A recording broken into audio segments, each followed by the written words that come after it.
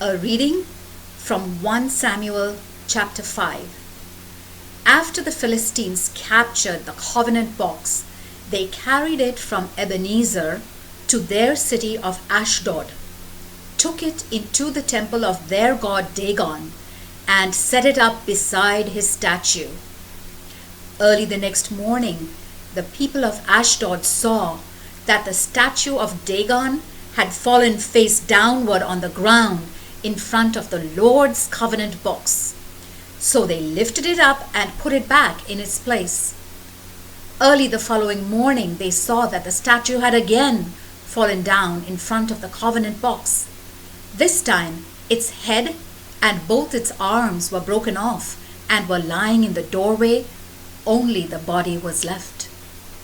That is why, even today, the priests of Dagon and all his worshippers in Ashdod step over that place and do not walk on it.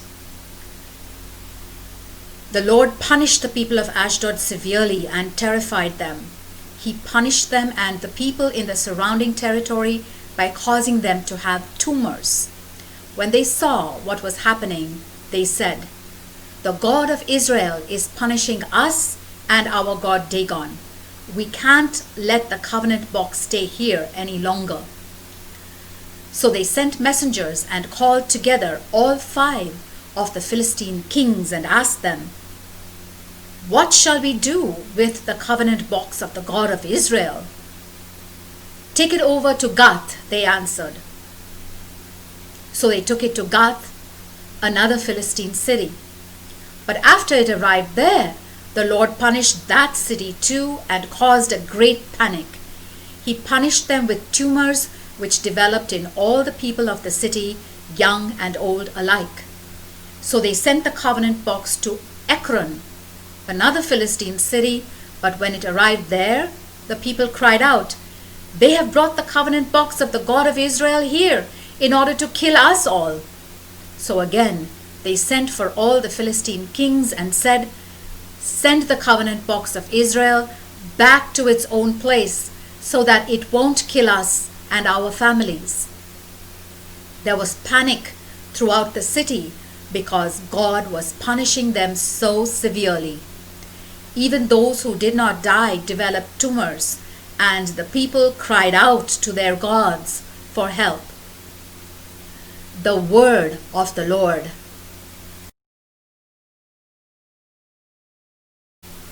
A reading from 1 Samuel chapter 6. After the Lord's covenant box had been in Philistia for 7 months, the people called the priests and the magicians and asked, "What shall we do with the covenant box of the Lord?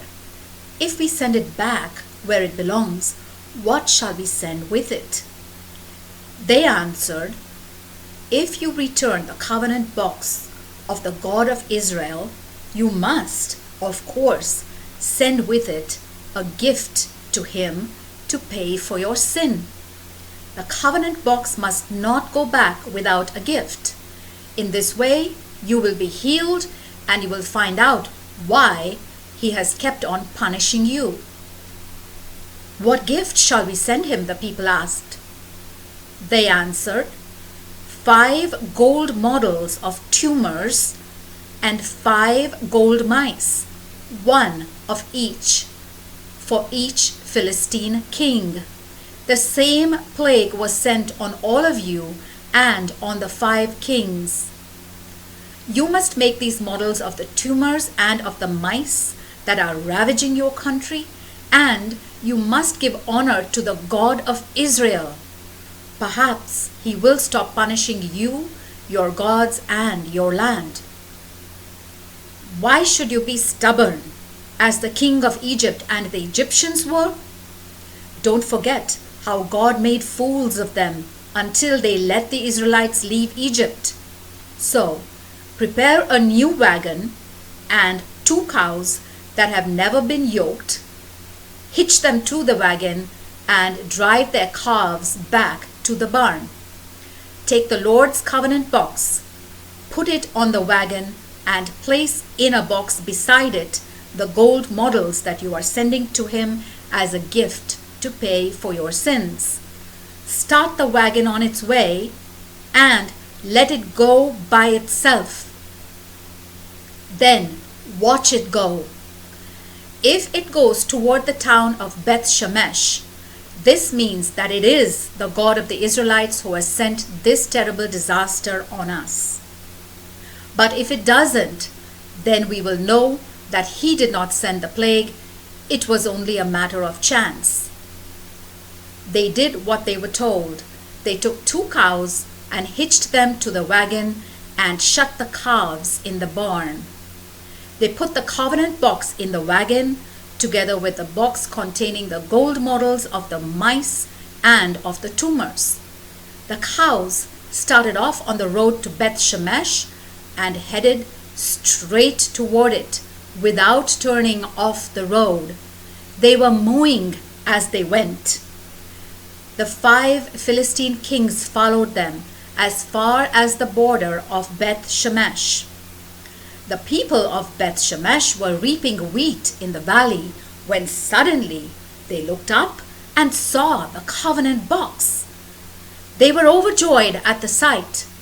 The wagon came to a field belonging to a man named Joshua who lived in Beth Shemesh, and it stopped there near a large rock. The people chopped up the wooden wagon and killed the cows and burned them as a burnt sacrifice to the Lord. The Levites lifted off the covenant box of the Lord and the box with the gold models in it and placed them on the large rock.